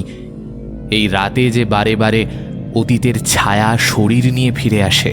দূরের ওই বন্ধ হয়ে পড়ে থাকা কমিউনিটি হল থেকে শোনা যাচ্ছে বহু মানুষের গমগমে গলার আওয়াজ, অথচ কাউকে দেখা যাচ্ছে না। খানিক পরেই শোনা গেল এক কান ফাটানো তীব্র বিস্ফোরণের আওয়াজ। করিডোর দিয়ে কাদের যেন ত্রস্ত পায়ে দৌড়ে যাওয়ার শব্দ শোনা যাচ্ছে। শ্রীতমা মনে মনে বলে উঠল, তারা আজও রয়েছে, তবে ইহজগতে শুধুই তাদের অস্তিত্ব টের পাওয়া যাবে। কিন্তু এলিভেটর গেমটা খেললে ওই লিফট আমি পৌঁছে দেবে সেই জগতে যেখানে আজও তারা রয়েছে। আজ এখানে আসার সময় স্বপ্নে ওই একটা বার্তাই পেয়েছি আমি। হ্যাঁ, এই একই সিচুয়েশনস ফলো করলে পৌঁছে যাব নরকের ওই বাড়ির জগতে, যেখানে রয়েছে এরা সকলেই, এমনকি আমার কিংবা ঋদ্ধির মতো যারা জীবন্ত শরীরে প্রবেশ করেছিল ওই নরকে তারাও রয়েছে। এই পরপারের জগতে তারা মৃত, মানে এই জগতে আমরাও মৃত, কিন্তু আমাদেরই অতীত আবারও সময়ের কালচক্রের টানে উপস্থিত হবে এই স্থানে, এবং সেই আমাদের বর্তমান এই ফ্ল্যাটে এসে উপস্থিত হবে। প্রথমে ঋদ্ধির ফোন না পেয়ে আমি আসব, আমি ওই পারে গিয়ে আটকে যাওয়ার পর ঋদ্ধি আসবে এবং সেও পরপারে মারা যাবে। আবারও আমি আসব এবং এইবার শুনতে পাবো পরপারের ঋদ্ধির আহ্বান, কিন্তু অতীতের ঋদ্ধি তখনও এই ফ্ল্যাটে আসেইনি। যেই মুহূর্তে আমি এই বাড়ি গিয়ে আমার ভবিষ্যতে মৃত সত্তার সাথে মিলিত হব, সেই মুহূর্তে ঋদ্ধি এসে হাজির হবে এবং তাকে ডেকে নেবে আমার পরপারে থাকা মৃত সত্তা। এই খেলা চলতেই থাকবে যদি না প্রথমে এই খেলাটা খেলে পরপারে সে আমার মৃত সত্তা এবং ঋদ্ধির মৃত সত্তাকে আটকাতে পারি, এবং একইভাবে আবার বাস্তবে ফিরে অতীতে সেই ঋদ্ধি বর্তমানে এই আবাসনে পা রাখতে চলেছে তাকে আটকাতে পারি। তবেই আমাদের দুজনের ভবিষ্যৎ সুরক্ষিত করতে পারবো। উঠে দাঁড়ালো সে। ফাঁকা করিডোর জুড়ে তখনও কারা যেন প্রবল মৃত্যু যন্ত্রণায় আর্তনাদ করে উঠছে। থেকে থেকে কানে ভেসে আসছে তাদের গলার ভয়ার্ত কণ্ঠস্বর। ধীরে ধীরে সে এগিয়ে গেল লিফটের দিকে। লিফটে উঠে সে পর্যায়ক্রমে 4, 2, 6, 2, 10 এবং 5 বাটন টিপতে টিপতে ধীরে ধীরে এই পৈশাচিক খেলাকে এগিয়ে নিয়ে যেতে লাগলো। সে যখন আবারও 5 তলায় এসে উপস্থিত হলো, একটা যান্ত্রিক শব্দ করে লিফটের দরজাটা খুলে যেতেই কালো পুলোভারে আপাদমস্তক ঢাকা এক পুরুষ অবয়ব লিফটের ভেতর উঠে এলো। সে উঠে আসতেই শ্রীতমার নাকে ভেসে এলো একটা পচা গন্ধ। তার মাথাটা হুডির আড়ালে ঢাকা। লিফটের এক কোণে সে চুপচাপ দাঁড়িয়ে রয়েছে। হুডির আড়ালে থাকা মুখটার খানিকটা অংশ চোখে পড়ছে তার। ধীরে ধীরে সে ঘুরে দাঁড়ালো তার দিকে। তার ঝলসে যাওয়া মুখের ঝুলে পড়া চোয়ালে কালো দাঁতের শাড়ি দেখা যাচ্ছে।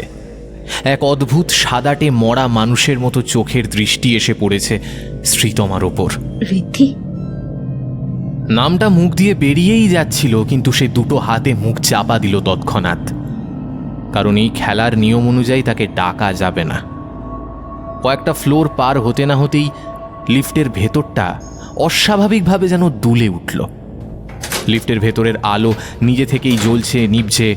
সে ছিটকে লিফটের একদিকে সরে গেল। ধীরে ধীরে এক রাশ ধোঁয়ার কুণ্ডলি পাকিয়ে অদৃশ্য হল ঋদ্ধির অবয়ব। লিফট মাঝপথে হঠাৎ করেই থেমে গেল যেন। খেলার নিয়ম অনুসরণ করে শ্রী লিফটের 1 নাম্বার বাটন প্রেস করতেই সেটা নিচে না গিয়ে এক প্রবল ঝাঁকুনি দিয়ে ধীরে ধীরে ওপরের দিকে উঠতে লাগলো। একইভাবে একের পর এক ফ্লোরের নাম্বার ফুটে উঠছে ধীরে ধীরে। সেটা উপস্থিত হলো এসে সেই 10 নাম্বার ফ্লোরে, যেখান থেকে সে যাত্রা শুরু করেছিল। ঘটাং শব্দ করে আবারও খুলে গেল লিফটের দরজা। লিফটের এক কোণায় জড়সড় হয়ে থাকা শ্রীতমার সম্বিত ফিরতেই সে ধীরে ধীরে পা বাড়ালো সেদিকে। বাইরে পা রাখতেই সে দেখতে পেল করিডোর সহ 2 প্রান্তে থাকা প্রতিটা দেওয়াল অস্বাভাবিকভাবে যেন ফুলে উঠছে। শোনা যাচ্ছে এক অজানা অস্তিত্ব যেন গভীরভাবে শ্বাস প্রশ্বাস ছাড়ছে। নিচের ফ্লোরটাও কেমন যেন মাঝে মাঝেই দুলে উঠছে। কেউ যেন খিলখিল শব্দে হেসে উঠে 2 হাতে পায়ে ভর দিয়ে তার সামনে দিয়ে চলে গেল। শ্রীখানিক দূর এগোতেই দেখতে পেল একদল কালো আবছায়ার শরীরে জ্বলছে লেলিহান আগুনের শিখা। তারা প্রবল মৃত্যু যন্ত্রণায় কাতরাতে কাতরাতে মাটিতে শুয়ে তাদের সারা শরীর ঘষে চলেছে প্রাণপণে। মুহূর্তের মধ্যে আবারও দৃশ্যপটের পরিবর্তন হলো। ফুলে ফেঁপে ওঠা দেওয়ালের মধ্যে থেকে বেরিয়ে আসছে শত সহস্র কালো হয়ে পুড়ে যাওয়া হাত। মুহূর্তের মধ্যে প্রতিটা ফ্ল্যাটের বন্ধ দরজার ভেতর দিয়ে শোনা যাচ্ছে ফোনের ঘণ্টার ধ্বনি। সে আরও খানিক সামনের দিকে এগিয়ে গেল। মৃতের সমান্তরাল জগৎ ইহকালের এই এ ব্লকের আবাসনে রয়েছে সেসব এখানেও রয়েছে। পার্থক্য একটাই, এখানে মৃত মানুষের বাস এবং তাদের চোখ দেখাও যায়, কিন্তু এই জগৎ যেখানে জীবিত মানুষের বাস, সেখানে তাদের অস্তিত্ব অনুভব করতে পারলেও চোখে দেখা যায় না। এই হুবহু আমার দেখা সেই স্বপ্নের মতো। তার মানে ঋদ্ধির ফ্ল্যাট সামনে রয়েছে।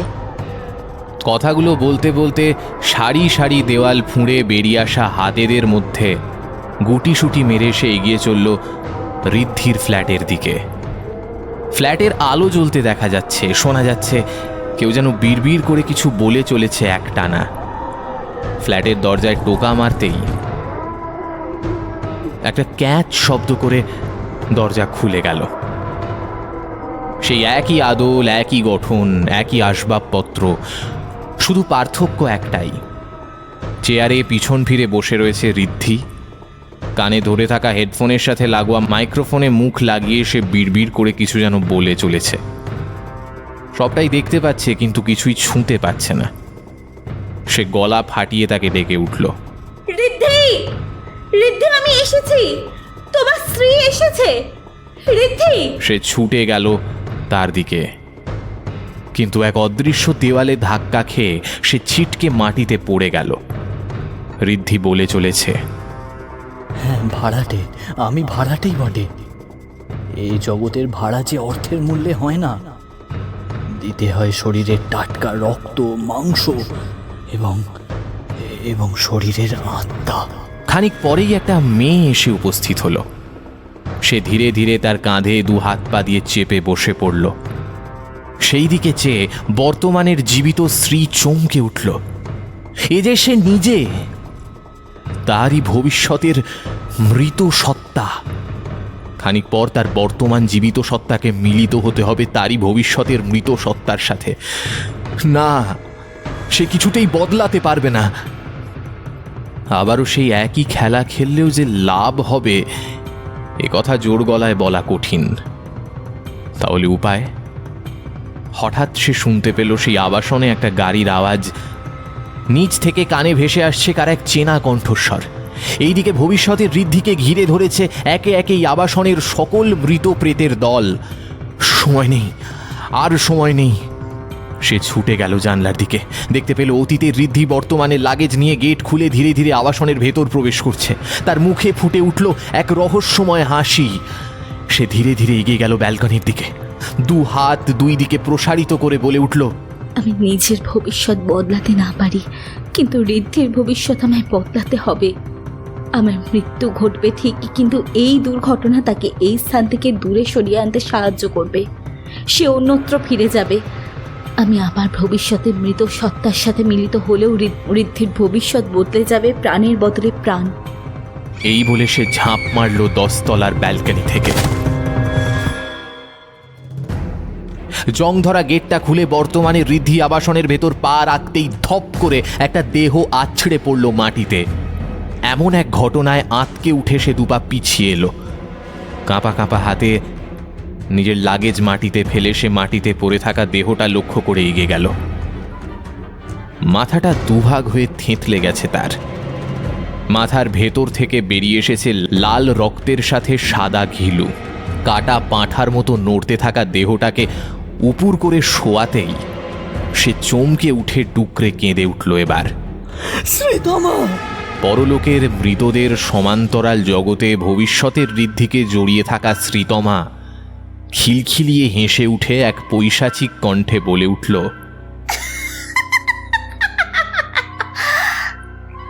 বদলানো যায় না ঋদ্ধি, কিছুই বদলানো সম্ভব নয়। আমি যে ওই দিনও তোমার বর্তমান সত্তাকে সাবধান করতে এইভাবেই ঝাঁপ দিয়েছিলাম যে আমি মারা গিয়েছি ঠিকই, কিন্তু কিভাবে মারা গেছি সেটা যে তোমার বর্তমান সত্তার সামনে উপস্থিত ঋদ্ধি। পরলোকের জগতে টেবিলের সামনে বসে থাকা ঋদ্ধির মৃত শরীরটা তার দিকে চেয়ে বলে উঠল, the game is on darling, the game is on.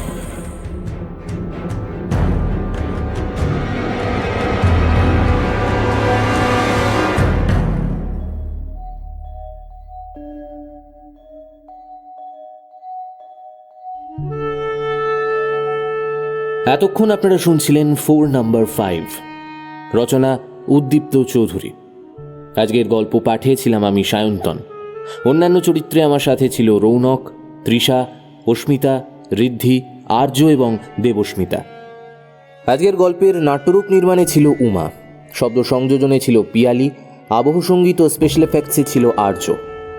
এই গল্পের প্রচ্ছদ নির্মাণ করেছে ক্রিয়েটোমেনিয়া। কেমন লাগলো আজকের গল্পটা? যদি এই গল্পটা ভালো লাগে আপনাদের, প্লিজ ভিডিওটিকে একটি লাইক করে দেবেন, চ্যানেলটা সাবস্ক্রাইব করতে ভুলবেন না, বেল আইকনে ক্লিক করে দেবেন সমস্ত গল্পের আপডেট এবং নোটিফিকেশনস সবার আগে পাওয়ার জন্য। আজকের মতো এখানেই শেষ করছি। সবাই ভালো থাকবেন, সুস্থ থাকবেন, ট্রিকি ফ্রাইডে স্টোরিজ শুনতে থাকবেন। দেখা হচ্ছে আগামী পর্বে। শুভরাত্রি।